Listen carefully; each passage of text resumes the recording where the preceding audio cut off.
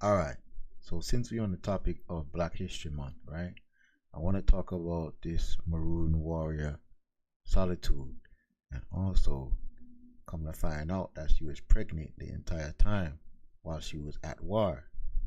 So it says here, Solitude, born in Guadalupe around 1772, executed on November 19th, 1802, is a major figure in Guadalupean memory.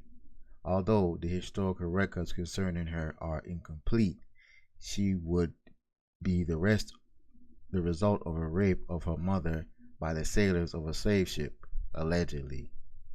Like many women in Guadalupe, Solitude, 3 months pregnant, valiantly practiced alongside Louis de Grasse, fighting in May 1802 to resist the restoration of slavery ordered by Napoleon. She was taken and sentenced to death. The fact that she was pregnant led to a stay of execution.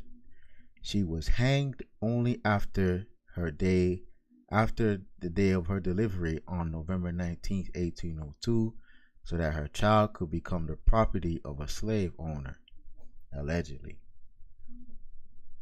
Solitude has been mentioned in several novels.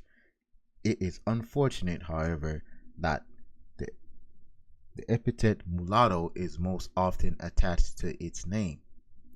This term is indeed been imagined by slavers, including Moreu de Santa Mary, to express how unnatural and despicable the people resulting from alliance of the European with Africans were. You hear that? Mulatto comes from indeed from mullet in the colonial imagination.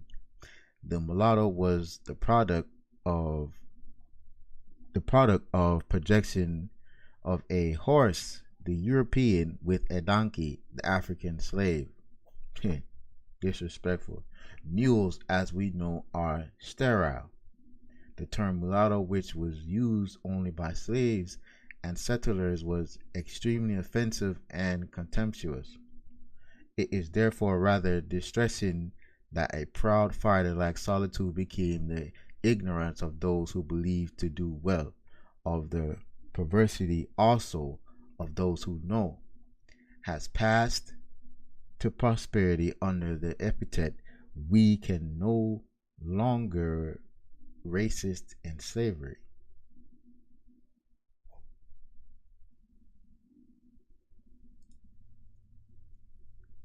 So remember I said when I read earlier that Louis Delgres, Solitude was working with Louis Delgres. So Louis Delgres was born in Saint Pierre, Martinique, is a son of an Afro descendant and a prosecutor of the king, whatever that means. Receiving a good education, he lived in Martinique, then in Tobago, occupied by the French in 1781, when his father was appointed director of domains. Enlisted at the age of 17 in militia of Martinique, he was appointed sergeant in 1719 after the death of his father. Favorable to the revolution, it exiles to Dominica in 1791 when the royalists take control of the native island. In 1792, he was elected lieutenant.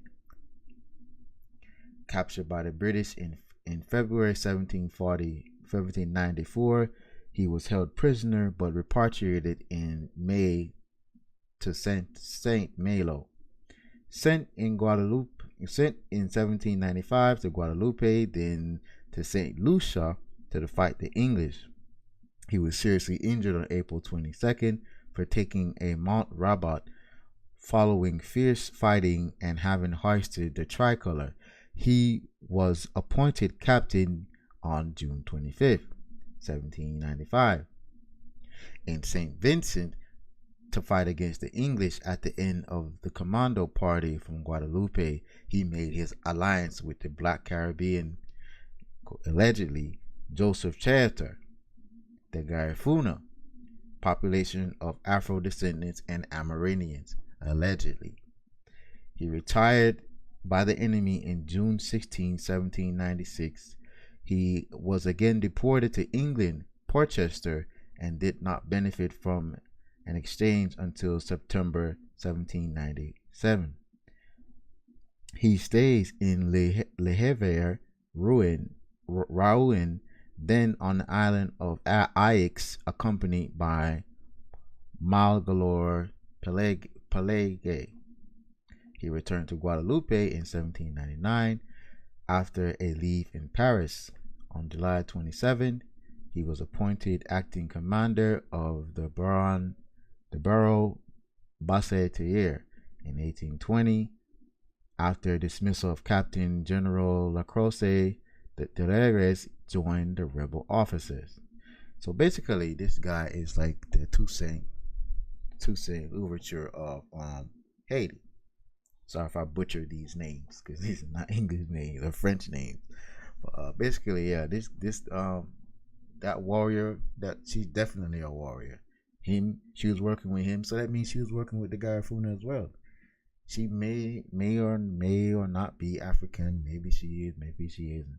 But it ain't the point of this video. So anyways, that's it for now. Until next time.